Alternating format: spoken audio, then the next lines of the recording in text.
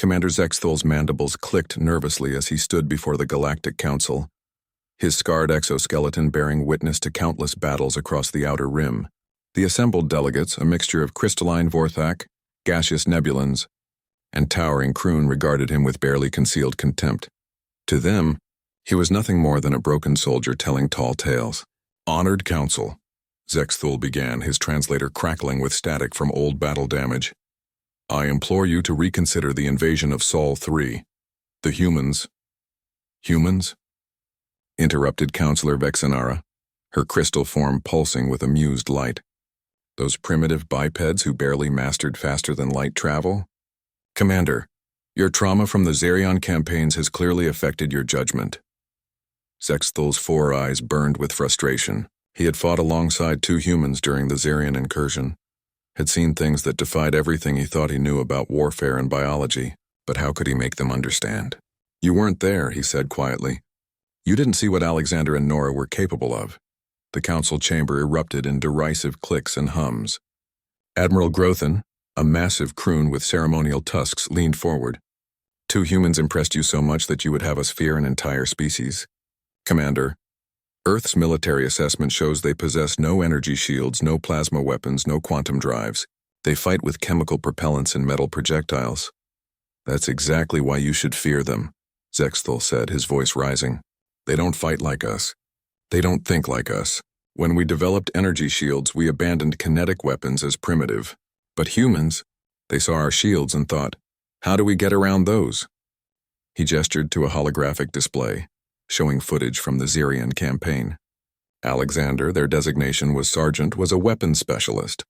When our quantum rifles proved useless against Zerion bioarmor, he improvised. He packed their primitive explosives with fragments of Zerion shell, creating ammunition that could pierce their natural defenses.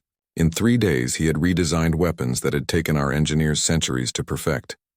The footage showed a scarred human male, his uniform torn and bloodied, calmly field-stripping an alien rifle while explosions erupted around him. His movements were precise, methodical, utterly without the panic that should have consumed any rational being under fire. "One human's ingenuity," scoffed Counselor Vexenara, hardly representative of their species. "Then explain Nora," Zexthol said, switching the display. "Their medical officer.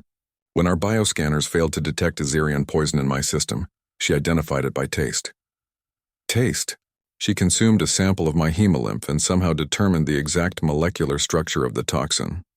The new footage showed a slight human female with determined eyes, her hands steady as she worked over wounded soldiers of 3 different species. Her medical kit was laughably primitive compared to council standards. No nano-healers, no cellular regenerators. Yet she kept beings alive that their best physicians would have declared unsalvageable. She synthesized an antidote using nothing but local flora and her understanding of xenobiology, Zexthol continued. In 6 hours, she had created a cure that our best laboratories couldn't develop in 6 months. And when the Zerions breached our medical bay, she defended her patients with nothing but surgical instruments and fury. The chamber had grown quiet, the footage showing Nora standing over wounded soldiers, a scalpel in each hand, facing down 3 Zerion shock troops without a trace of fear. "Humans don't just adapt to war," Zexthol said, his voice dropping to barely above a whisper. "They embrace it. They find beauty in violence, poetry in destruction." Alexander composed music while dismantling enemy equipment. Nora hummed lullabies while performing surgery under bombardment.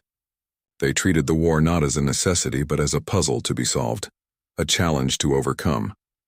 Admiral Grothin shifted uncomfortably. "You speak as if they're unstoppable.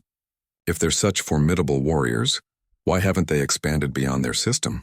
"Because they're fighting each other," Zexthol said simply. "Every time humanity develops a new weapon, they immediately begin developing countermeasures. They've been at war continuously for their entire recorded history, with nature, with each other, with the very concept of limitation. They've turned warfare into an art form, survival into a philosophy." He paused, letting the weight of his words sink in. When the Zerion fleet retreated, a force that had conquered 12 systems, they didn't run from our superior technology or numbers. They ran from 2 humans who had turned a defensive position into a slaughterhouse using nothing but creativity, determination, and an absolute refusal to acknowledge defeat. The council chamber was silent now, the gravity of Zexthol's warning beginning to penetrate their complacency. You want to invade their home system, he continued, where millions of Alexanders and Noras are waiting, where they've had centuries to prepare defenses, to study warfare, to perfect the art of killing. They call their planet Earth, but I learned their word for it in their most ancient language, Terra. It means ground to stand on. He met each council member's gaze in turn. Humans don't just fight for territory or resources. They fight for the ground beneath their feet, for the right to exist, for principles that exist only in their minds. They are the only species I've encountered that will charge into certain death not for glory or honor, but for the chance, just the chance that their sacrifice might save others. Zexthol straightened, his scarred carapace gleaming under the chamber lights. Invade Earth if you must, but remember this warning when human ships appear in your home systems, when their warriors adapt to every weapon you deploy, when you realize that you've awakened something that sees war not as horror, but as Tuesday. The silence stretched until Admiral Grothin finally spoke. The invasion fleet has already departed. Zexthul nodded grimly. Then may the gods have mercy on us all. In the depths of space, human sensors detected the incoming fleet. On Earth, Alexander finished teaching a combat engineering course while Nora completed her residency in xenobiology. Neither knew they were about to become legends. The galaxy was about to learn why humans called it home.